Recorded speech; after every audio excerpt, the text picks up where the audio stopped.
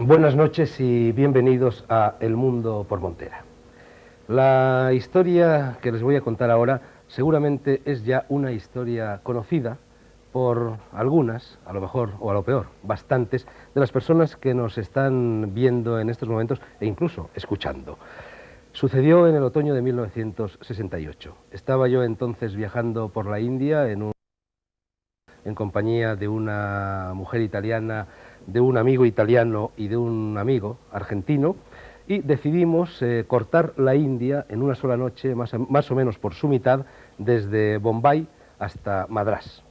Establecimos turnos de conducción, yo me quedé con el turno nocturno, estuvimos 24 horas consecutivas conduciendo a través de toda la parte central de la India. Y para dormir creamos dentro del coche una especie de tenderete con colchonetas, mantas, etcétera, y las personas que venían conmigo se adormieron y estuvieron mal que bien descabezando un sueñecito a lo largo de las horas de conducción nocturna. A eso de las 5 de la mañana amaneció bruscamente, apareció también no menos bruscamente ante mí el mar, el océano, y tuve que parar el coche pegando un frenazo brusco porque había un paso a nivel echado. En el momento en que yo paré el coche, las personas que venían dentro de él se despertaron, se incorporaron y vieron lo que sucedió. Yo estaba fumando un cigarrillo, cosa que hacía entonces en muy pocas ocasiones y que ahora no hago nunca, pero en fin, entonces la hacía. Estaba fumando un cigarrillo con la mano derecha, tenía la mano izquierda apoyada en el borde inferior de la ventanilla del coche. Se acercó entonces a mí un faquir, una especie de monje giróvago, vestido con una túnica blanca, pómulos salientes, greñas al viento, ojos febriles, rostro cetrino. Se me acercó, no me saludó, no me tocó, no me pidió dinero en ningún momento y me dijo únicamente: echa la ceniza de tu cigarrillo en tu mano. Y yo le obedecí y eché la mano del cigarrillo en la mano izquierda. El desconocido me dijo: cierra tu mano. La cerré. Me dijo luego, y fue su última frase: vuelve a abrirla. La abrí y ya no había ceniza, había una flor amarilla. Esa flor amarilla existía, la olimos todos, la tocamos todos y luego la dejamos en el salpicadero del coche y poco a poco se fue pudriendo, se fue pulverizando. Vamos a ver si en el curso de esta tertulia seguimos un poco la pista a esta flor amarilla. Vamos a hablar, ya lo han visto ustedes en el rótulo, de ciencias ocultas. Es decir, de cartomancia, de quiromancia, de oniromancia, de astrología, de evidencia, de grafología, de tarot, de lectura de pozos del café o del té, etcétera, etcétera, etcétera. Y bueno, tenemos tal cantidad de personas invitadas hoy a esta tertulia de Televisión Española que hemos tenido que crear dos esferas, dos círculos concéntricos. Uno, el de la tertulia propiamente dicha, está formado por las personas que enseguida les presentaré, y también serán tertulianos otras personas venidas al estudio y que están distribuidas en una serie de veladores. Es el círculo concéntrico de las tinieblas exteriores, por así decir, en broma, y tienen encima de la mesa algunos artefactos que ya iremos, si el tiempo da para eso, que ya iremos describiendo. Bueno, en primer lugar, aquí sentado a mi derecha está una persona muy conocida de todos los televidentes, no sé si también de los videntes, me temo que sí, es Fernando Jiménez del Oso, madrileño, de 1941, médico psiquiatra, que en el año 1974 empezó a interesarse públicamente, quizá privadamente ya se había interesado antes, por todos estos asuntos del esoterismo y del ocultismo, y hizo numerosos programas de televisión sobre lo insólito, lo desconocido, la parapsicología, los ovnis, también un largo etcétera. Ha dirigido 3 enciclopedias sobre todos estos temas, ha escrito 3 libros: El fin del mundo, El síndrome ovni y Viracocha, crónica de un viaje anunciado, y en estos momentos dirige la revista Más Allá. Este es el primer número, acaba de salir al mercado con un éxito verdaderamente estrepitoso. Fernando Jiménez del Oso acaba de permanecer durante varios meses en Iberoamérica para recoger materiales sobre las culturas precolombinas destinados precisamente a una serie de programas de televisión española. Fernando, ¿en qué medida sigue vivo hoy en Iberoamérica el chamanismo? Vivo entre el pueblo, quiero decir, porque el chamanismo es la gran espina dorsal del ocultismo iberoamericano. Sigue vivo y supongo que con una pujanza que antes no tenía, porque goza de los medios de difusión y antes no los tenía a su alcance. Y los chamanes ahora se anuncian en los periódicos, a veces hay páginas enteras en los diarios de Lima, por ejemplo, por citar una ciudad y un país, llenas de anuncios de diferentes chamanes utilizando diferentes técnicas. Probablemente no son esos chamanes antiguos, no son muy ortodoxos, han ido incorporando otras cosas aprendidas, adquiridas de esta cultura. Algunos, bueno, adornan su quehacer, pues, con la acupuntura, por ejemplo, con alguna otra técnica de medicina paralela, pero sigue existiendo el mismo espíritu. En el fondo, en cuanto escarbas, está la misma idea, el mismo concepto, la misma técnica heredada de otros, y curiosamente te das cuenta que un chamán de la costa que utiliza el San Pedro, pues hace los mismos cantos de tarjo y silbo que hace después un ayahuasquero en mitad de la selva. Hay una información común que ha llegado a todos ellos, venida quién sabe de dónde, y que sigue todavía viva, aunque esté barnizada por otros elementos. Enfrente de mí está nuestro segundo invitado de esta noche. Voy a señalar a los invitados con esta varita mágica, terminada en un cristal de cuarzo y con una amatista en el otro extremo, que me han traído precisamente hoy de Nueva York, donde, como en el resto del mundo, están de moda en estos momentos todos los asuntos relacionados con el ocultismo. Decía que nuestro segundo invitado, te señalo con la vara mágica, se llama Félix Gracia Plou, 46 años y nacido en 1943 en el pueblo de Letus, y después se afincó en Muel. ¿Dónde está Letus y Muel? En Zaragoza, la provincia de Zaragoza. Zaragoza. Bien, tú trabajas también, eres el editor de esta revista Más Allá, y estás aquí porque yo hace aproximadamente un par de meses fui a la redacción de la revista, queríais pedirme una colaboración y nos enredamos y empezamos a hablar de astrología. Y era finales de enero, tú me dijiste que llevara mucho cuidado hasta el 7 de febrero, me parece que era la fecha no fatídica, porque corría peligros con fuego, peligros de caídas, peligros en los viajes. Y lo dijiste con mucho aplomo y también he explicado que me impresionaste, y por eso a la hora de organizar este programa me acordé de ti. Astrología, ciencia oculta, sí, pero exacta o inexacta, ¿qué pesa más en la expresión? ¿Lo científico o lo ocultista? ¿Qué margen le queda al libre albedrío? Yo creo, Fernando, que la filosofía, la religión y la ciencia han ido hermanadas durante mucho tiempo, y en un principio pues iban perfectamente hermanadas, y así permanecieron durante largos siglos. Después el hombre ha sometido a ese proceso diabólico, es decir, separativo, desintegrador, al que somete casi todas las cosas, también a estas ramas, y hoy cada una de ellas campea a su antojo. Pero creo que son perfectamente hermanables y pueden ir de la mano completamente, hasta el punto de que se complementan, y donde una no llega, la otra puede perfectamente complementarla y ofrecer respuestas que de otro modo no se podrían conocer.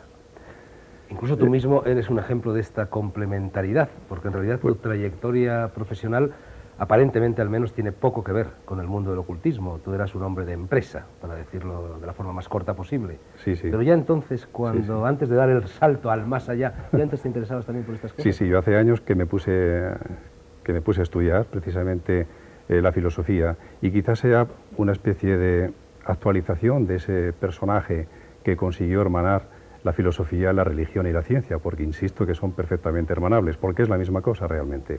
Y en cuanto a la otra parte de tu pregunta sobre el porcentaje de libre albedrío que nos queda, yo creo que es muy grande, mucho más grande de lo que podemos sospechar. Lo que pasa es que el hombre desconoce realmente la fuerza que tiene en él, la capacidad creadora de la que es portador, y desconociendo esa capacidad creadora hace un mal ejercicio de sus poderes, y entonces descubre los efectos que no asocia a las causas y se sorprende y atribuye al azar lo que no es azar, sino simplemente una relación causa y efecto. De hecho, gracias a tus consejos y a mi libre albedrío, yo superé la fecha del 7 de febrero y estoy ahora aquí. Pues lo celebro, lo celebro. Nuestro tercer invitado es Benigno Morilla, que nació en París en 1950. Se ha movido pues prácticamente desde que tiene uso de razón o uso de sin razón, no sé qué deberíamos decir, por todos estos mundos del yoga, de la astrología y del esoterismo en general. Abrió consulta y dio clase de astrología complementada con cursos sobre astronomía, filosofía hermética, yoga y tarot. En 1986 fundó y dirigió el Centro Arcadia, donde se impartían varias disciplinas bajo el lema para un desarrollo humano integral. En estos momentos se acaba de fundar la revista Tercer Milenio, allí la tenemos, y trabaja en el primer centro esotérico, que yo sepa, español. Un centro esotérico que con el nombre de Caresma se ha inaugurado hace unos meses, nada menos que en la madrileñísima plaza de Cascorro, en el corazón del Rastro, en el corazón de la vida popular madrileña, y bueno, prácticamente ya habéis invadido un edificio entero. ¿Cómo reacciona la gente del pueblo madrileño ante la presencia casi satánica, visto desde fuera de un centro esotérico como este? Bueno, yo creo que la reacción no es satánica, es decir, que al revés. Digo, satánica entre comillas. No, pero es que ni siquiera entre comillas. Yo creo que, bueno, puede haber un margen de curiosidad grande, pero lo cierto es que estamos en un periodo en que se trata de integrar ciertas parcelas que, como estamos diciendo, están desintegradas. Entonces hay una búsqueda muy clara y se acude donde obviamente hay un lugar donde pueda haber profesionales que puedan encauzar esta búsqueda. La búsqueda es grande, estamos muy disgregados, no hay un conocimiento nuestro integral, y integral significa estar más acorde con la naturaleza y con el cosmos también. Es una idea muy vieja, pero que el esoterismo básicamente, si se comprende esta idea, se ha comprendido pues un 50% de él, y a partir de ahí se puede profundizar. La idea clave es de que somos un universo en pequeño, de que contenemos todos, de que la parte contiene el todo. El macrocosmos y el microcosmos. Claro, es el microcosmos y el macrocosmos que no es una relación causa-efecto, sino puramente sincrónica, que eso explicaría muchas cosas de astrología también. Te estás adelantando a los acontecimientos. Sí, pero enseguida llegaremos la a ello, búsqueda de eso es la que lleva a la gente ahí. Tú dices que no hay nada de satanismo, y efectivamente no hay nada de satanismo, No, pero claro. en ese mismo edificio vive, creo, la actriz de Almodóvar, Rosy de Palma, Sí. y cada vez que pasa por delante se santigua, se persigna, hace aspavientos y pasa corriendo. allá Me ella. ha contado la dueña del centro, ¿eh? Allá ella. Bueno, tenemos también otro representante de este centro esotérico Caresma, es Antonio Fígares, también madrileño, que se puso a estudiar en Granada astrología a partir de los 17 años, fundó Psicoastral, un centro de estudios astrológicos, cuando tenías 19 años, y has hecho más de 50.000 cartas astrales mediante sistemas informáticos, ahí tienes tu ordenador, creados en combinación con el Centro Astrológico de Chicago.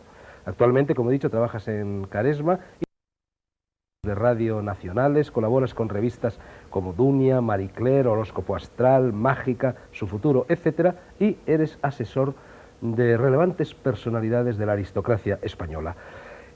Antonio, una pregunta malévola para empezar. Enseguida vamos a hablar del ordenador, pero todos esos horóscopos que leemos en las revistas o esas buenaventuras que nos echan en las verbenas, ¿hay algo de verdad, hay algo de seriedad en el fondo de ellas? Porque realmente coges 3 periódicos del día, lees tu horóscopo y cada uno dice una cosa diferente. Pues sí, efectivamente, bueno, es muy difícil a través de solo conocer el horóscopo de una persona, la posición del sol, el poder predecir algo en astrología. La predicción astrológica nace de conocer las posiciones de los planetas por el momento en que nace una persona. Y bueno, hay el fondo de verdad que puede dar pues, bueno, una aproximación por determinados tránsitos o posiciones de planetas. Bueno, si Júpiter está en Géminis, como va a ocurrir dentro de muy poco, pues claro que los Géminis van a notar esa influencia. Igual va a ocurrir con los Libra y con los Acuarios. Pero no se puede predecir acontecimientos como accidentes o enamoramientos o rupturas solo a raíz del signo, porque la generalización es tan amplia. Lo que pasa es que el éxito puede venir dado por los grandes números. O sea, una revista que tiene una tirada importante, está claro que va a acertar un porcentaje importante en raíz de que, bueno, la tirada es muy fuerte y a alguien le tiene que ocurrir algo de esto. Es una aproximación, es una indicación. No obstante, depende de quién lo haga, pero realmente no hay ningún sistema que acierte en cosas concretas solo a raíz del signo, porque la astrología es mucho más que saber si una persona es Leo, Acuario o Capricornio, ¿no? Nos conviene añadir que Antonio Fígares, utilizando el ordenador cuando yo lo invité a este programa, trazó el gráfico astral del día de hoy para ver si el programa iba a salir mal o bien, y parece que el veredicto fue positivo, ¿no? Pues sí, efectivamente, tengo el esquema de posiciones planetarias delante y hay una combinación que, bueno, puede ser una sincronía de la que hablaba Benigno antes, del estilo de la de Jung, porque se parece mucho a la carta astral de España. Hay una conjunción Sol-Venus y otra Júpiter-Marte. De alguna forma esto va a dar un gran atractivo, un fuerte enganche. Lo estético de alguna forma está primando en el programa, o en una persona que hubiera nacido en este momento. También hay osadía, Júpiter está en casa 12 y va a ayudar a todo lo esotérico, que está rigiendo también esta casa, que junto con la 8 pues son las que protagonizan todo lo oculto, todo lo misterioso. Lo que ocurre, lo único problemático de esta carta es que... al salir del programa voy a tropezar y me voy a romper una pierna. No, que si un niño, bueno, hubiera nacido en este mismo momento, en este lugar, bueno, tendría unas posibilidades de divorcio bastante altas. Hay una conjunción de planetas que se está dando ahora en Capricornio, Saturno, Neptuno y Urano, que propicia mucho las rupturas, las separaciones, los divorcios. Pero por lo demás, bueno, magnetismo, la carta del día es Piscis con ascendente Cáncer, o sea que muy metido dentro de todo lo que tiene que ver evidencia, astrología, intuición. Antonio, a mí te confieso que me dan un poco de grima esos cachivaches y que aplicar un ordenador al mundo de la astrología en principio y desde fuera parece una profanación. ¿Cuál es su utilidad? Bueno, nosotros cuando entramos dentro de la astrología a través del ordenador lo hacemos con un gran respeto. O sea, una ciencia evidentemente racional, porque tiene muchos puntos constatables de una forma empírica. Hay muchísimos estudios que se basan en datos concretos, como de, bueno, Michel Vogelin o muchos estudios americanos que trazaban y hacían estudios estadísticos en función de posiciones planetarias para definir, por ejemplo, la profesión de una persona. Entonces, el ordenador está ayudando mucho a esto. De alguna forma, es computable o es racionalizable la influencia que las posiciones planetarias hacen en una persona. Luego hay un carácter intuitivo fuerte a la hora de interpretar una carta, en que el cerebro humano va a valorar más unos aspectos que en otros y que el ordenador puede llegar hasta cierto punto.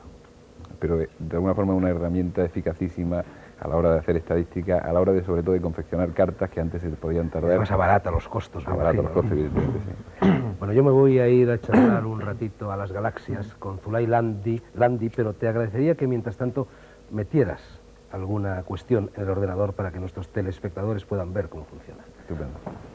Zulay, vengo a las tinieblas exteriores. Vamos a ver. No bueno, tanto como las tinieblas. No, estáis aquí en una dulce penumbra. ¿Tú naciste dónde? En Caracas, Venezuela. Y los poderes te vienen de familia. Ya tu madre y tu abuela los tenían. Sí. ¿Qué hacían tu madre y tu abuela? Bueno, ellas profesionalmente no se dedicaban a esto, pero sí tenían todo ese tipo de evidencia que puedes llamar, que a veces, o dices, bueno, ya son demasiadas casualidades, y les gustaba mucho todos estos temas.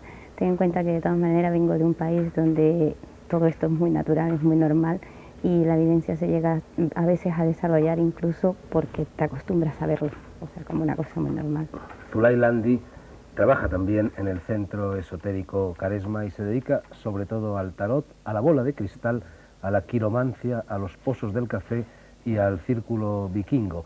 Llevas ahí en el dedo, me lo has enseñado antes, un anillo. El anillo Atlanta. ¿Qué es el anillo Atlanta? El anillo Atlanta tiene unos poderes bastante fuertes. Fue llevado a Egipto por un gran sacerdote llamado Juan y tiene el poder de la telepatía, de curar y para ayudarte a todo lo referente a evidencia y a lo que puede ser nerviosismo, a todo lo que puede ser en huesos, todo lo relacionado con curaciones. ¿Tú empezaste a darte cuenta ya de niña de esos poderes? ¿Cómo se manifestaron? ¿Lo reconoció tu madre o tu abuela o fuiste tú misma la que te percataste? Realmente fue mi madre. ¿Cómo fue la primera vez? ¿Te acuerdas? Bueno, realmente fue mi madre porque yo veía que, o sea, yo notaba y ella veía que habían cosas que no eran normales, como despertarte con pesadillas, de que algo está pasando, de que alguien está muriendo en ese momento de tu familia, de que hay cosas que realmente a las 2 horas pasaban. Entonces yo no lo entendía, desde luego, porque era muy pequeña, con 8 años, y ella me lo fue explicando, me dijo, no te preocupes, esto es esto, lo irás sintiendo poco a poco y yo te iré ayudando a que eso lo vayas desarrollando sin ningún tipo de miedo, porque no debes de tenerlo. ¿En la bola de cristal realmente se ven imágenes o se ven, no sé, ectoplasmas, formas abstractas? ¿Qué ves tú en la bola de cristal? Bueno, yo no veo imágenes en la bola de cristal, simplemente la bola de cristal me sirve como un instrumento de concentración, todo está en mi mente. O sea, hay momentos en que puedo ver imágenes, pero no está en la bola, está en mi mente. Entonces puedo tranquilamente empezar a hablar a la persona que tengo al frente de todo lo que le está pasando y lo que le puede venir. Zulay, te ruego que intervengas en la conversación como una contertulia más, a pesar de que estés en este círculo exterior. Y bueno, vámonos al otro extremo de las galaxias, hablar con Peabody Cano, que también viene de Iberoamérica, de Brasil, aunque tú sueles decir que eres del mundo. Pues sí, porque además es que mi tema es que me trajeron pequeñísimo. Mi cultura es europea, eso no cabe la menor duda, y desde luego me considero del mundo porque enseguida me vinculé hacia el mundo. Entonces ahí está un poco ese tema. Bueno, tú te dedicas también a diferentes especialidades de las ciencias ocultas y sobre todo a la numerología y a la radioestesia, que antes se llamaba rabdomancia. La radioestesia, el famoso péndulo, tienes el péndulo aquí, ¿verdad? ¿Querrías enseñarlo? Tengo aquí mi péndulo. Bueno, con este péndulo, por lo pronto, se pueden localizar pues, vetas minerales, se pueden encontrar afluentes subterráneos de agua, etcétera, etcétera, y se puede averiguar prácticamente todo. Yo hubo una época de mi vida que utilicé el péndulo, a mí me lo regaló un curioso tipo que conocí en la isla de Ibiza y que colaboraba con Scotland Yard para descubrir robos, para descubrir cadáveres, para descubrir este tipo de cosas. Pero mi péndulo era muy diferente al tuyo. El mío, que lo tengo todavía, y a veces lo manejo en Soria, eran dos cilindros metálicos superpuestos, uno de tamaño superior al otro, era más grande el inferior. El tuyo es de cuarzo y te lo has fabricado tú mismo. Bueno, todos los péndulos me los fabrico yo porque, claro, le pones una carga psíquica, le pones una carga mental, en la cual facilita muchísimo las cosas. Entonces, péndulos, como tú sabes, Fernando, hay variadísimos, de todas las maneras, de todos los materiales, y además es que, bueno, como péndulo puede servir cualquier cosa. Bueno, efectivamente, pero generalmente cuando una persona coge el péndulo, por ejemplo así, bueno, el péndulo al poco tiempo se pone a describir círculos. Según que los describa hacia la derecha o hacia la izquierda, es una respuesta positiva o negativa. Bueno, en principio además es que tenemos 4 movimientos que son claros, y luego las variaciones empieza a hacer movimientos no tan claros, pero vamos a decir que precisos está la negación, la afirmación. Muchas veces el quizá, en ese quizá tiene que intervenir ya la intuición, porque se espera una respuesta, entonces como que es realmente, es decir, quizá no tiene, vamos a decir, no tiene fuerza. La gente que tienes enfrente de ti espera una respuesta. Lo único es que hay en algunos casos en los cuales no se tiene respuesta y parece ser que esa información no se te da. Eso te iba a preguntar. Yo en la época en que me dediqué a hacer pequeñas prácticas, seguramente un poco frívolas, con el péndulo, bueno, esto que está haciendo en estos momentos el péndulo en mi mano se mueve cada vez a más velocidad. Yo aseguro a todos los telespectadores que no le estoy imprimiendo ningún movimiento, pero hay personas con las cuales el péndulo misteriosamente no se mueve. Funciona. ¿Por qué? Es cierto. Porque hay personas que no tienen sensibilidad. Es cierto. Bueno, pues ahí tenemos un tema bastante curioso. Hay unas expectaciones astrológicas que te dan una gran facilidad a la hora de utilizar el péndulo. Entonces, vamos, no sé hasta qué punto está comprobado, sería una cosa interesante a comprobar, que parece ser que Mercurio, muy cerca del regente o en una casa astrológica, la cual te facilita esa inducción del pensamiento, porque sabes que es a base de lanzar, tú lanzas tu pensamiento y vas a recoger una afirmación, una negación. Entonces, concretamente en cuanto al pensamiento nos apoyamos en Mercurio. Si Mercurio está mal aspectado, va a bloquear. Entonces se tiene bastantes menos posibilidades. A veces el péndulo actúa casi con violencia. Yo recuerdo en cierta ocasión en que estaba buscando precisamente a la misma mujer que venía en ese coche de la anécdota de la flor amarilla en la India, que he contado, en una pequeña ciudad italiana, pero no tan pequeña, de 20.000 habitantes. Y conseguí localizarla en 5 minutos y el péndulo tiraba de mí, se ponía prácticamente horizontal casi. Claro, daba dirección. ¿Eso es frecuente? Sí. Es frecuente en cuanto a que, claro, la comunicación con tu péndulo cada vez va a más. Y llega a haber una comunicación que es profundísima y a partir de ahí el péndulo no solamente localiza cosas tangibles, cosas físicas, como tú decías, el agua, minerales, etcétera, sino que a través del péndulo se pueden llegar a campos hacer mentales, efectivamente sentimientos, auras, cosas etéricas. Entonces como que tiene una gran precisión y tiene unas posibilidades desde luego enormes. Peabody, te digo lo mismo que le he dicho antes a tu compañera en el Centro Esotérico Caresma, te ruego que te incorpores libremente a la tertulia, claro que sí. como todos los demás. Aparte es súper interesante. Vuelvo ahora al centro y vuelvo ahora al centro para presentar, o para representar, porque es la tercera o la cuarta vez que viene a El Mundo por Montera, a uno de nuestros contertulios, no fijos, pero sí periódicos, el escritor Luis Racionero. Luis, yo si tuviera que separar el pensamiento mágico del pensamiento lógico, que no hay por qué separarlos, porque en realidad son complementarios, diría que el uno, y es el punto de vista occidental, el pensamiento lógico, se apoya en el principio de causalidad. Sí. Y en el principio de causalidad, que en un determinado fenómeno produce determinados efectos y por lo tanto hay ya la noción del espacio y la noción del tiempo. Es decir, la visión del mundo como algo que está troceado, que no forma parte de un organismo, de ese microcosmos y macrocosmos, el todo es el uno es el todo al que se refería Benigno. En cambio, el pensamiento mágico, que sería el característico de la visión del mundo oriental, se basa en el principio de analogía, de sincronicidad, de resonancia, de simultaneidad. Para decirlo de una manera gráfica, si echamos una china a un estanque, una piedrecita, por ondas concéntricas, ese impacto afecta a la totalidad del estanque.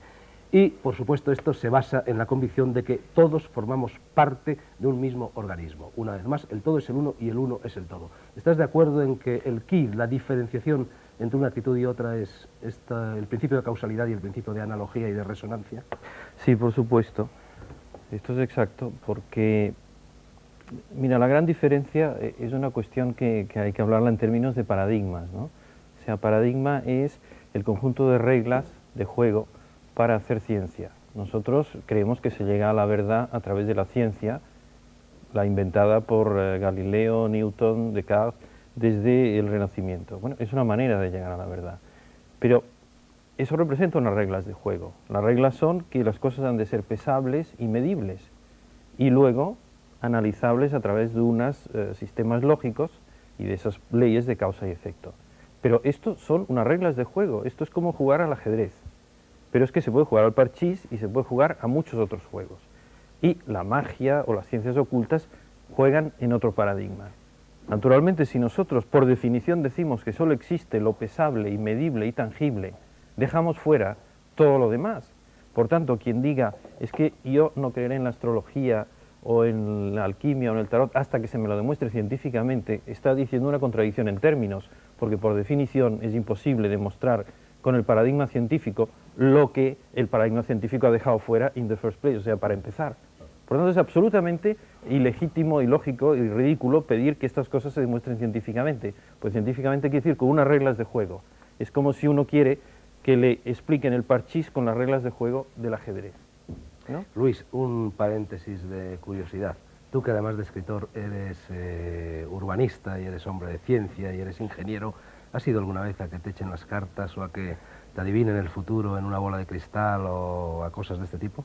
Sí, por ejemplo, esta noche mismo, justo antes de venir, he ido a que me echaran las cartas y, oh, sorpresa, me han predicho que iban a quitar este programa. Probablemente la persona que te lo ha predicho había leído la prensa, porque esa noticia, que es falsa. El programa parece ser que tiene la vida garantizada hasta el mes de junio, por lo menos, ha aparecido en algunos periódicos. Bueno, yo creo que hay ya muchos temas puestos sobre el tapete. Me gustaría añadir uno y os paso la conversación a todos. Hay una serie de datos casi estremecedores, en el buen sentido de la palabra, que hablan del auge del ocultismo en estos momentos en el mundo en todas sus formas. Por ejemplo, en Estados Unidos hay 3 veces más astrólogos que físicos y químicos. Y en España el colectivo profesional del ocultismo asciende nada menos que a 40.000 personas. ¿Por qué? El milenio que se acerca, la crisis de valores, la pérdida de la fe en las religiones tradicionales. Fernando, por ejemplo. No podría dar una respuesta porque no la hay probablemente. Si todos esos factores que has enumerado intervienen, pero básicamente es porque el hombre tiene el sentimiento de lo mágico y lo ha tenido siempre, nunca lo ha perdido. Hay una cierta permisividad en este momento. Sí, pero tú sabes, Fernando, perdona que te interrumpa, que no sé, hace 20 años hablabas de cosas de estas y te tomaban por loco o por tonto. Ahora no, ahora la gente la respeta. Decía que hay una permisividad en este momento que antes no había en este país, pero no por eso dejó de existir o dejaron de existir estos temas o dejó de existir gente que consultaba. Se hacía de una manera un poco oculta, un poco silente, pero bueno, los medios de difusión en este momento han contribuido a que eso se generalice. Yo tengo alguna responsabilidad a ese nivel. Cuando empecé en el 74 no era tan fácil. Además era un programa en directo. Y recuerdo que en la segunda intervención, en el segundo programa que hice, hablé de espiritismo, de psicofonías en concreto, y llamó un obispo al director de televisión, que entonces era Rosón, y él después me lo comentó al cabo del tiempo, diciendo que ese señor calvo y con barbas que no volviera a hablar de esos temas. Pero, bueno, ¿Ya estabas calvo entonces? Ya estaba calvo, lo estudié desde pequeño casi. Pero eso la fue iglesia, algo por ejemplo, transitorio. no sé, el padre Pilón es uno de los principales parapsicólogos españoles, es jesuita, y los jesuitas pues parece que acogen con gran liberalidad este tipo de actividades, ¿no? Y González Quevedo y siempre. Casi siempre. Y lo mismo Pauli. Tiene mayor tradición del ocultismo. Lo que pasa es que habría que preguntarles con qué intención. Eso sí. Bueno, Preguntémoslo. No hay aquí ninguno para preguntárselo. vamos a ver, es que si la Iglesia renuncia a esta dimensión, digamos, de lo oculto, que antes se llamaba de lo espiritual, no sé qué le queda, porque claro, si lo que quieren es darnos lecciones de sociología desde el púlpito, ya las tenemos mucho mejor en la universidad. Es decir, a mí cuando iba a la iglesia lo que me interesaba era toda esa parte que me evocaba, que me respondía a una serie de necesidades metafísicas que yo personalmente tengo y creo que mucha otra gente tiene, lo que Juan Ramón Jiménez llamaba el inmortal anhelo, ¿no? Y probablemente eso es lo que te ha debe dar. influido en la, no en la decepción, en el alejamiento de muchas personas. Claro. Y es que la liturgia ha perdido en parte ese carácter mágico que antes tenía. Claro. Al hacerse más cercana, más comprensible, más asequible, hay gente que se ha sentido decepcionada a ese nivel. Pienso que mal, porque la liturgia sigue conservando toda su fuerza mágica y simbólica que tenía antes, o por lo menos en gran medida. Por lo menos en gran medida. Lo que pasa es que ni siquiera los propios sacerdotes saben lo que están manejando muchas veces. Sí, Antonio ¿Tú crees Figares, que volverlos de cara al público? Es decir, ellos estaban de espaldas y mirando al este. Que luego a este señor se le vuelva y entonces las ondas del público choquen con las de él, no puede ser lo mismo. No, ni es lo mismo una iglesia de las que se hacen ahora, con una estructura diferente, que aquella con una cúpula que servía de acumulador y toda esa serie de cosas que... Y que el altar se situaba que los justo debajo de la esotéricos... cúpula. Sí, y debajo de la cúpula... Y es curioso porque se nos ha dicho siempre que no servía la misa si se oía desde el exterior, por ejemplo, que había que estar dentro del recinto de la iglesia para que la misa fuese válida. Sí, pero antes en la misa de 1 y de 2, cuando Sí, yo no era se pequeño, cabía, no en se los cabía. barrios finos sobre todo, la gente que había trasnochado y iba tarde a misa, pues se salía, rebosaba Sí. de la iglesia, ¿no? Sí. Salía a la calle Sí, incluso. sí. Bueno, pues el precepto No valía era- esa misa. No Mal, valía, mal. pero no valía, pero fíjate por qué. Porque si no estás dentro del recinto, se supone que no aprovechas la energía que allí se crea, esa magia que se suscita con el ritual. Antonio Figares, creo que querías decir algo, ¿no? Sí, bueno, que el carácter mágico de toda la estructura de la Iglesia y de todos los acontecimientos incluso se refleja en la astrología, porque de alguna forma incluso el nacimiento de Cristo está un poco en debate de saber si fue en una fecha o en otro, y sin embargo el día de Navidad coincide con el comienzo del signo de Capricornio. El Cordero Pascual nace y vuelve muere y vuelve a nacer justo en el comienzo de Aries, o sea, simboliza el nacimiento de nuevo, el comienzo de la primavera, la regeneración del cosmos, la regeneración de la naturaleza. O sea, yo creo que hay una integridad que se perdió en un momento determinado, probablemente por el principio de que el determinismo astrológico anulaba la culpabilidad. Si una persona estaba determinada astrológicamente a hacer ciertas cosas, no era culpable o no asumía la responsabilidad de sus acciones. En la medida en que esto empieza a evolucionar, pues bueno, la Iglesia de alguna forma se convence de que es mejor el sistema de culpa y de premio. Pero yo creo que no son antagónicos. O sea, la astrología no va a decir el camino exacto que tiene que seguir una persona.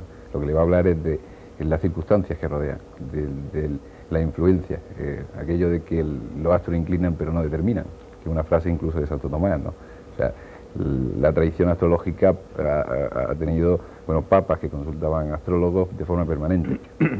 Yo creo que bueno, que no está reñida, que a partir del racionalismo empieza una época en que se divide efectivamente lo que es tangible de lo que es medible y la influencia del cosmos, la influencia de los planetas, pues se consideran totalmente ajenas al libre albedrío que debe tener el hombre.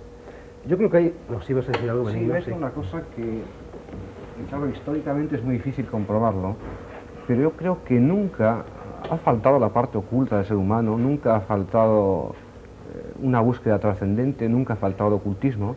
Lo que pasa es que habría que hablar más bien de heterodoxia y ortodoxia. Es decir, que en determinado tiempo ha sido el que se ha integrado dentro de una cultura esotérica o oculta, por muchas razones históricas, y con la Iglesia hemos topado ya hace un rato, pero bueno, hay muchos factores más. Era pura heterodoxia, pero ahora con una cultura de masas, con la llegada de las democracias y sobre todo pues con los medios de comunicación, como decía Fernando, esta noche mismo se está hablando de cosas que a lo mejor alguien está conectando en un pueblo que antes no podía hablar, pues está facilitando esa comunicación, está facilitando esa información, pero la dimensión esotérica, la dimensión oculta del hombre es inherente a él. Bueno, no hablemos de la antigüedad. No, pero ahora la cuestión de que el concepto de oculto no viene porque la gente se oculten o porque haya nada que ocultar. Viene de que para mí el chino es una ciencia oculta, por la sencilla razón de que no he pasado las 3000 horas de trabajo necesario para saber chino. Por tanto, todo lo que está escrito en chino para mí es una ciencia oculta. Entonces, las ciencias ocultas son ocultas para aquellos que no hacen el trabajo necesario para estar en ellas. Es que además yo creo que la palabra de ciencia oculta es muy peligrosa. A mí no me gusta mucho. Es decir, ¿qué palabra te gusta a ti? Pues prefiero esotérico, porque esotérico significa dentro. Y como he dicho antes... ¿Ciencias esotéricas? Pues sí, yo creo que sí, porque hay que buscar dentro. Y en definitiva todo consiste en buscar dentro. Cuando se mira la bola, que lo has preguntado antes a Zulay, ella te ha dicho, yo me concentro, es decir, nadie, no es un televisor, es decir, se proyecta porque dentro está todo, es que dentro tenemos todo. Vuelvo a repetirlo, perdona que sea reiterativo, somos un universo entero, lo que pasa es que vivimos muy parcelados, muy cerrados, trabajamos nada más que un porcentaje mínimo en el nivel consciente de la mente. Y si nos abrimos la mente mediante unos sistemas, los que sean, a veces absolutamente creativos, porque las mancias las hay tradicionales, pues las hay absolutamente creativas, hay gente que ha hecho adivinaciones con absolutamente todo. Es decir, con esta cerveza, con un vaso, con lo que sea, o a palo seco. ¿Por qué? Porque lo que se trata es de sacar dentro, y esa dimensión del hombre siempre ha existido.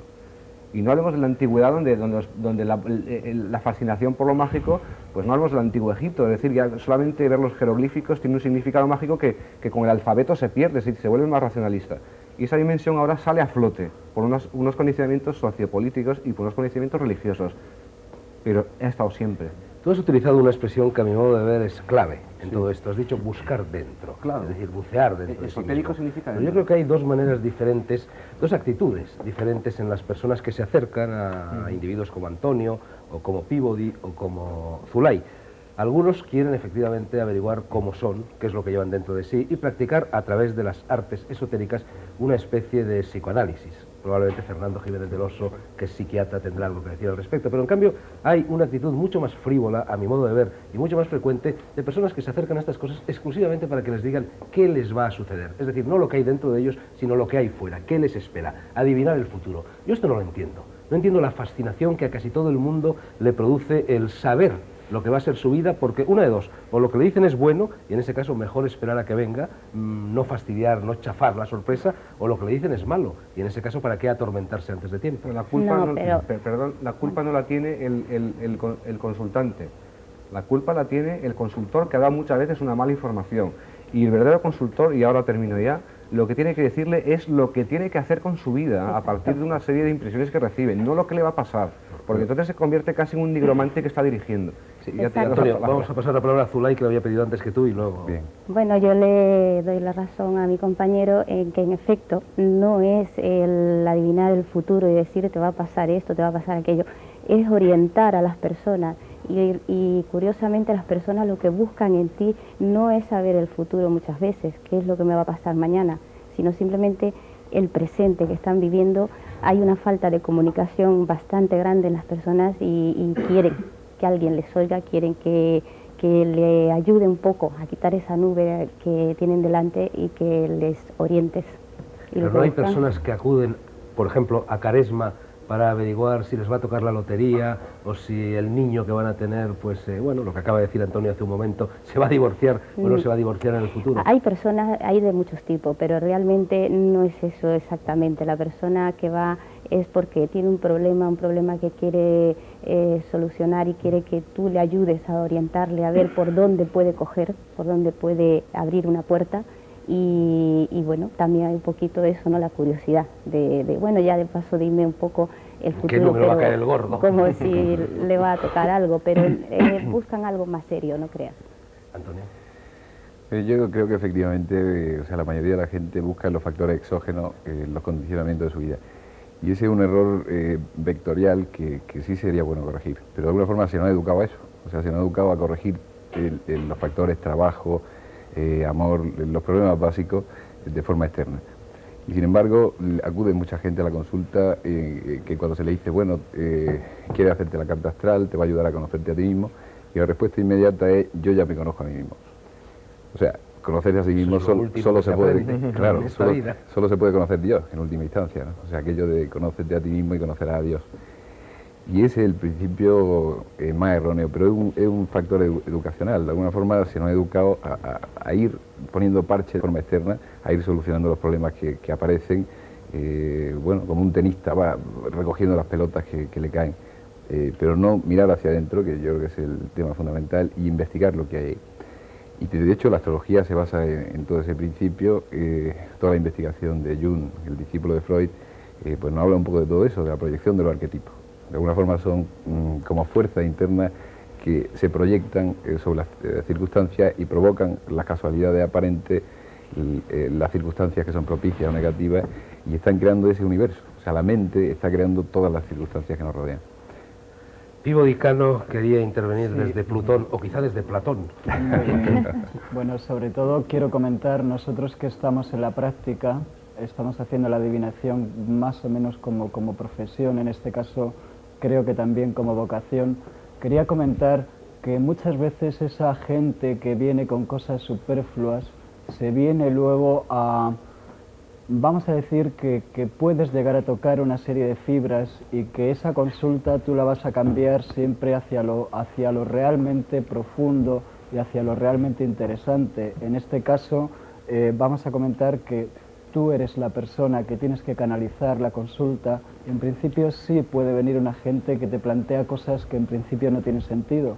Lo que pasa es que como el tema es realmente grande, es realmente misterioso a la hora de ver una serie de cosas, desde luego yo creo que la canalización en este caso del mántrico, de la persona que está realizando la mancia, es canalizar hacia verdaderamente potenciar al ser.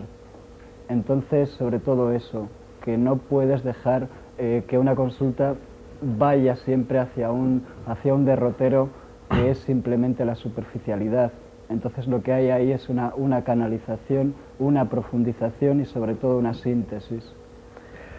Magia blanca, sí. No, es que es verdad lo que tú dices, porque es que poner una pregunta perfectamente puesta, una persona que sea capaz de formular una pregunta perfecta, sabe ya la respuesta. Claro.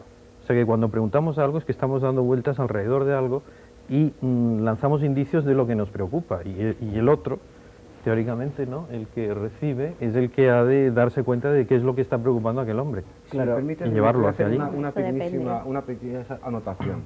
El oráculo en la antigüedad, lo único que hacía era contestar una frase, y con esa frase se iba, el que ha ido al oráculo, estamos hablando de los oráculos griegos, por ejemplo, pues iba a una especie de koan japonés, una pregunta que él tenía que resolver. Algunas personas han dicho que eso era una actitud subrepticia del oráculo, que siempre se salía con la suya, pero en realidad no es cierto. Lo que busca es que haya una participación de la adivinación en el consultante. Es decir, que la persona que consulta se proyecte a sí misma en la respuesta y escoja. Exactamente. En la Sin embargo, la gente respuesta pide muchas palabras, y el oráculo siempre tenía la precisión. Tal vez una de las facetas más importantes del oráculo era la precisión en la respuesta. Esa precisión que hace variar una consulta, porque se puede decir que un Urano en casa 7 da un divorcio, pero sin embargo esa información es adelantarse a algo. Lo que habría que comentar más bien es por qué da un divorcio. Entonces se podría hablar de que Urano en casa 7 genera un sentimiento de libertad muy grande frente a los compromisos de pareja, por ejemplo. Y a partir de ahí se puede deducir que va a haber un divorcio, que sería la forma en que se materializa ese conflicto. Pero se puede llevar la consulta mediante la exposición que se haga de una manera muy diferente. Y el oráculo en la antigüedad tenía esa virtud, es decir, seleccionaba muy bien el contenido y al mismo tiempo daba un factor de participación al consultante. El ocultismo tiene una sombra, que es la magia negra, y una cara luminosa, que es la magia blanca. Jiménez del Oso, que acaba de volver de Iberoamérica, seguramente habrá tropezado allí con bastantes casos de magia negra. ¿Qué le sucede? Y es una pregunta que extiendo a Pivo Di Cano, a Zulay Landi, a Antonio Figaris, a Benigno Morilla, a todas las personas que no se dedican a esto solo desde una perspectiva teórica, sino también práctica. ¿Qué le sucede a una persona que, teniendo poderes, no los utiliza para ayudar al prójimo o a sí mismo, sino para artes maléficas, para el vudú, para la macumba, en fin, para todas esas 1001 formas de la magia negra? ¿Pierde esos poderes? Creo que innegablemente o los pierde o de alguna forma todo lo que está emanando, todo el deseo que está proyectando sobre esa persona a la que quiere ejercer un maleficio, más tarde o más temprano vuelve sobre él. Hay una ley de justicia en el universo y todo lo que se da se recibe. Siembra tormenta, recoge tempestades. Es lógico que cualquier cosa que se inculca, más tarde o más temprano florece hacia uno. Y hay resorte, hay tipos de magia que de alguna forma se delega la responsabilidad, como leía, conocía, que delegaban la responsabilidad del acto mágico en el arcángel San Gabriel, porque se suponía que él tenía el suficiente peso específico como para tener esa fuerza, pero yo creo que no se pueden realizar ese tipo de prácticas porque más tarde o más temprano, aunque sean eficaces en algunos casos, la fuerza mental, la fuerza del deseo, la fuerza de una pasión bien dirigida puede provocar acontecimientos tremendos, pero más tarde o más temprano provocará un efecto de rebote hacia el que la está provocando. Lo que pasa es que dentro de ese mundo, dentro de las religiones animistas, por ejemplo, dentro de cualquiera de las macumbas, el que se va a especializar, de alguna manera se va a acreditar dentro de ese tipo de trabajos, lo primero a lo que se dedica es a protegerse precisamente para evitar ese rebote de todo aquello que él está poniendo en marcha. Y realmente viven larga vida, no sé lo que les pasará después y qué sucederá con su karma, pero bueno, gozan de prestigio. Además es difícil que se dediquen exclusivamente a ese tipo de trabajos. Normalmente lo alternan y en realidad la magia, tal como ellos la conciben y tal como se manifiesta, es una forma de poder que se puede utilizar de muchas maneras, igual que puedes utilizar un cuchillo para pelar fruta o para agredir a otro. No hay, yo diría, una magia blanca y una magia negra. Hay una magia que a los que la practican, a los que la conocen en profundidad, les confiere un poder. Y ellos utilizan ese poder aplicando determinadas técnicas en un sentido o en otro, según su necesidad o según su conveniencia, y muchas veces exclusivamente por dinero. Si eso que pensamos de ese rebote, de que esa energía que tú lanzas, ese paquete de energía negativa, te acaba volviendo, pues muchos de ellos, o la mayoría, habrían terminado mal. Es como lo que estamos sosteniendo habitualmente de que los pensamientos negativos proyectados vectorialmente hacia una persona, pues la acaban destrozando, acaban planteándose ellos problemas.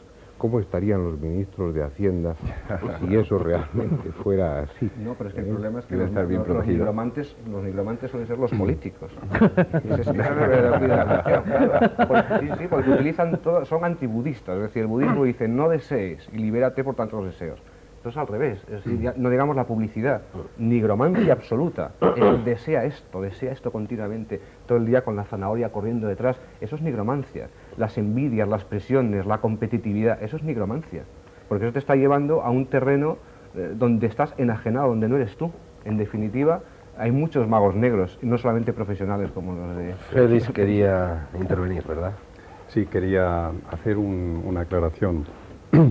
Es que en la ley de la evolución no hay loterías, no hay premios al que no ha apostado.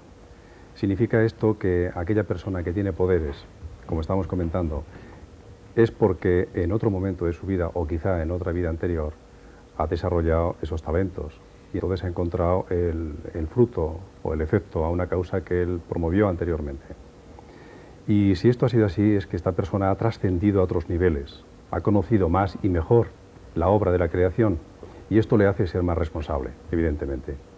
Si consideramos y pensamos que todo hombre es un Dios en potencia, al menos esto nos dice la Biblia, cuando se nos dice que Dios creó al hombre a su imagen y semejanza, debemos entender entonces que somos dioses, por lo menos dioses en potencia. Una persona que tiene poderes, como un mago, es alguien que está más cerca de ser Dios, en el sentido de que está más evolucionado, es más perfecto, y por lo tanto tiene mayores responsabilidades. De manera que a la pregunta tuya de qué puede ocurrir cuando una persona hace un mal uso de esos poderes, qué le puede ocurrir, yo creo que lo que le ocurra forzosamente tiene que ser malo, porque, repito, tiene mucha más responsabilidad que el que lo ignora. Él sabe mucho ya, y la responsabilidad suya le obliga a hacer un buen uso, un buen ejercicio de esos poderes que ha adquirido ya. Y, por supuesto, lo primero que le va a pasar es perder los poderes. Esto creo que es así, es lógico además. Pero yo creo que probablemente efectivamente será así, pero en función del grado de conciencia y del grado de culpabilidad.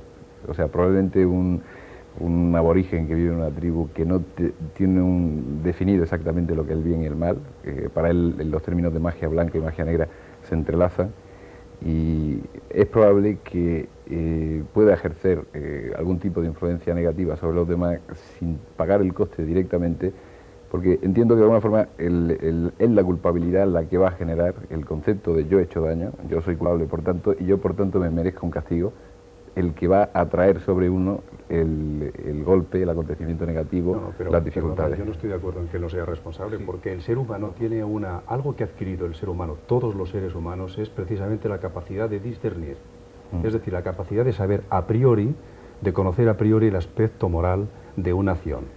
No es necesario realizar la acción para saber si la acción es buena o mala, si se ajusta a la moral o no se ajusta. Esto se sabe antes.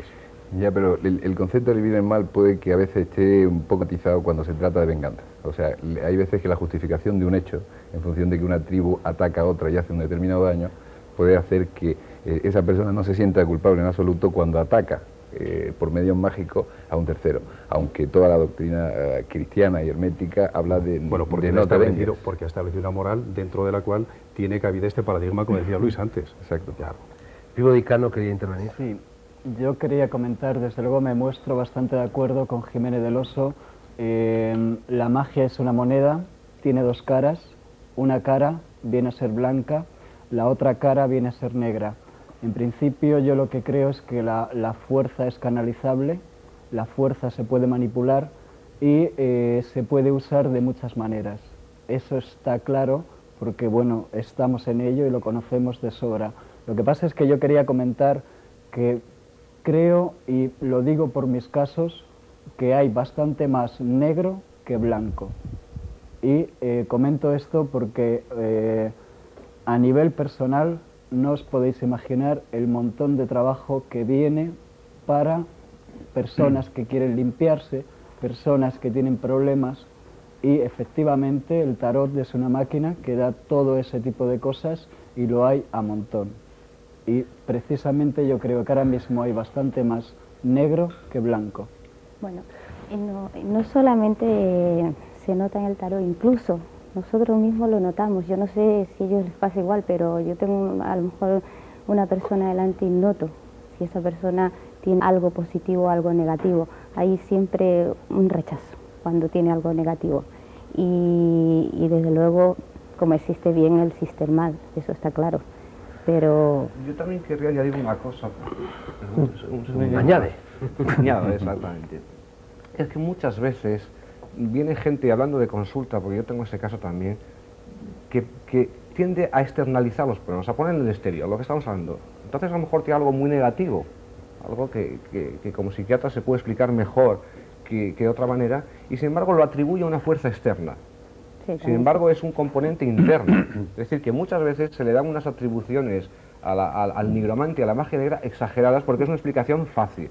Alguien me ha echado el mal de ojo, alguien me ha hecho mal, por supuesto, nunca soy yo porque yo estoy siempre libre de polvo y paja, entonces vengo a que me limpien o a que me echen una manita. Sí, esto lo hacemos siempre, objetivar el problema Exacto. para atribuir la responsabilidad y la culpa al otro, Exacto, no a lo mismo. exacto. Pero casos de nigromancia en serio, profundas y que hayan dañado, yo quiero decir a la gente que esté tranquila, que no hay tantos, porque no hay afortunadamente gente con tanto poder, por lo menos tan directamente. Yo supongo que lo que veis mucho en esas consultas son personas con una depresión, Claro. personas angustiadas, que eso es frecuente en la propia consulta médica, cuando ya tienes un poco de confianza, ese paciente que ha ido al médico, que no ha ido buscando un remedio mágico, sino un remedio científico, Más o menos.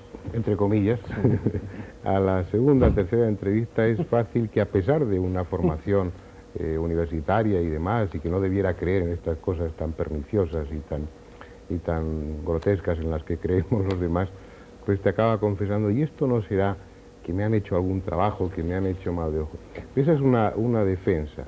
En la depresión, la tristeza, la angustia es algo endógeno, y el hombre, por esa deformación que comentabais antes, Luis, está sujeto a ese adiestramiento causalista. Tiene que buscar una causa a aquello que le sucede. Y la angustia endógena, si la dejas desnuda, todavía angustia más.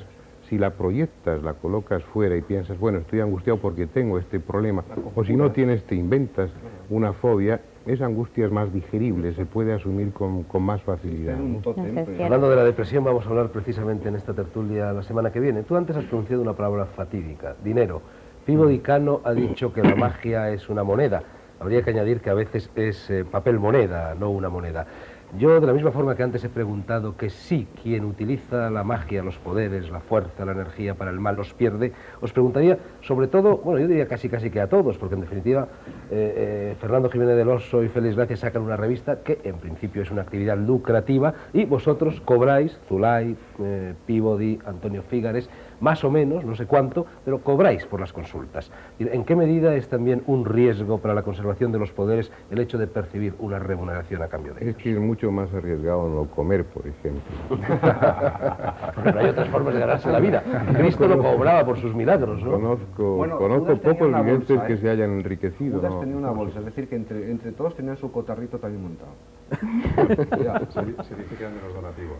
Claro, Yo creo limosnas. muchas formas de Hombre, llamarlo. es que hay que tener en cuenta que somos personas que también vestimos, comemos y que luego vienen fechas en que hay que pagar cosas, pero que eso no quita para que en esa hora de consulta lo damos todo, que realmente no tiene valor, no tiene valor el entregarse a una persona y en esa hora darle ánimo, hacerle ver que la vida está ahí y que siga adelante y llenarle ese momento de amor y cuando esa persona se va y dice, mira, no tengo con qué pagarte porque esto no vale dinero, el momento que tú me has dado y cómo me he ido de bien y cómo he venido.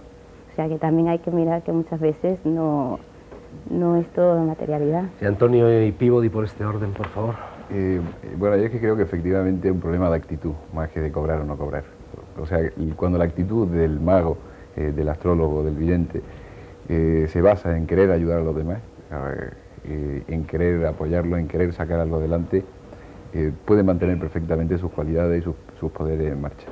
No tal vez enriqueciéndose a costa de endosar espíritu a gente que no lo tiene, o hacer prácticas que realmente pues, rondan un poco el timo flagrante, ¿no? Pero de alguna forma yo creo que cuando se habla de que ningún rico entrará dentro del reino de los cielos, se habla más de la actitud ante la materia. La disposición. Exacto. Evidentemente. Yo creo que la clave está en los evangelios, Fernando, sobre esta pregunta tuya.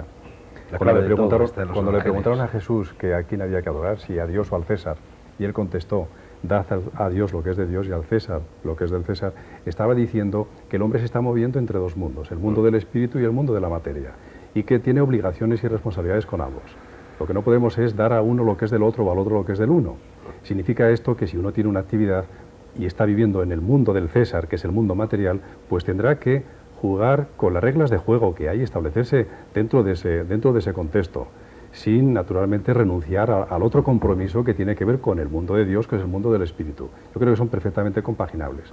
Y no es una respuesta para justificar nuestra actitud, por supuesto, pero... No, yo reconozco que también gané bastante dinero con la historia mágica de España. Bueno, sobre todo quería comentar algo que a mí me parece que es de lógica y además es totalmente indudable. Cuando te dedicas a un tema, cuando tú le pones toda la dedicación y cuando ese tema a ti te absorbe prácticamente todas las horas del día y bastantes de la noche, porque tienes que estudiar temas, porque tienes que ponerte al día en un montón de cosas, yo creo que vamos, en este sentido, prácticamente es lógico que tengas que cobrar. Eso es una cosa indudable. Además, por eso, perdón. Sí, eso no deja de ser un trabajo tipo altruista, precisamente por lo que dice Zulay, que tiene toda la razón. Tú te entregas, tú estás dándolo todo. Esa persona de alguna manera está absorbiendo un montón de energía que tú la estás dando. En principio, yo creo que hay que ser bastante lógicos. Y lo lógico en este caso es que si te dedicas a ello y le estás poniendo tu vida, es que tienes que vivir de ello, si no lo harías mal. Benigno, ibas a decir algo, Sí, tenemos 3 minutos. Pues termino en pocas palabras, que si no, además, si no se hubiera, lo que no hay que hacer es enriquecerse, sino cobrar con un trabajo por tiempo empleado, sencillamente, por eso. Además generaría una actitud muy paternalista. Es decir, sería muy peligroso que alguien se acercara, que tú le estuvieras aconsejando, hablando, etcétera, y entonces eso automáticamente genera una actitud paternalista que con el dinero, eso también pasa en psiquiatría, es un tema clarísimo, se zanja ese tema. Bueno, con muchísima brevedad, una pequeña zancadilla. En la revista Tribuna, a comienzos de este año, apareció un reportaje que se titulaba Lo que les espera en 1989 a políticos, banqueros y famosos. Este reportaje fue elaborado precisamente por el centro esotérico Caresma. Y en él decía, al principio del reportaje, las predicciones se han elaborado en equipo utilizando junto a las técnicas ancestrales la bola de cristal, el tarot, la cábala y el péndulo, entre otras, los métodos más modernos de la adivinación. Los datos obtenidos por los procedimientos citados se han introducido en un ordenador con un programa especialmente elaborado para 1989. Pasamos la página y nos encontramos aquí en recuadro una de las predicciones tan cuidadosamente elaboradas, vistas 2 meses después, o leídas 2 meses después. Dalí va a sobrevivir todavía un tiempo pese a su precaria salud. Su genio se engrandecerá durante 1989. Bueno, esa predicción no fue astrológica, pero bueno, te remito un poco al caso de Marilyn Monroe, por ejemplo. Ella tenía unas perspectivas, cuando murió, una influencia astrológica tremendamente fuerte, tremendamente positiva, y lo que hizo fue engrandecer su figura. De alguna forma, la influencia, la muerte, es un aspecto que en astrología es difícil, muy difícil de contemplar y que normalmente no nos arriesgamos a predecir sobre estos aspectos. Bien, era solo una zancadilla amistosa, se nos ha acabado el tiempo. Yo también, de forma amistosa y por supuesto en broma, querría cerrar este programa como cerramos el programa de Nueva York hace 2 o 3 semanas con una cita nada menos que de Cervantes. Decía Cervantes en esa novela Ejemplar, en el doble sentido de la palabra ejemplar, que se llama La gitanilla, remedando la norma fonética del castellano andaluz, decía: todas estas señas son señales de que la mano muchas veces se cerró. Muchas gracias por su atención y el próximo día estaremos otra vez con ustedes aproximadamente a la 1 menos cuarto, el próximo día, el próximo jueves, a la 1 menos cuarto de la noche para hablar de la depresión. Muchas gracias por su atención y hasta dentro de 7 días.